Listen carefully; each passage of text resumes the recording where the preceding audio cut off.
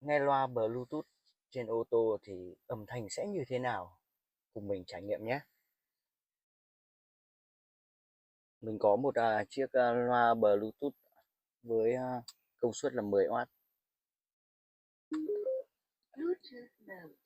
Mình sẽ kết nối với điện thoại.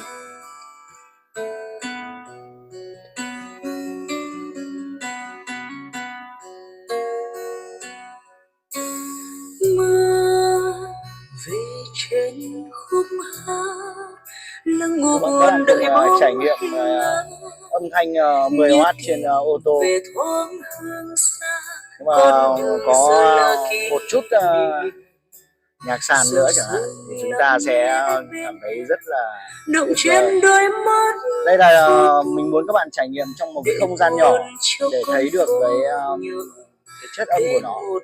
Còn cái này trong một cái phòng ngủ hoặc là phòng làm việc nghe cũng rất là hợp lý.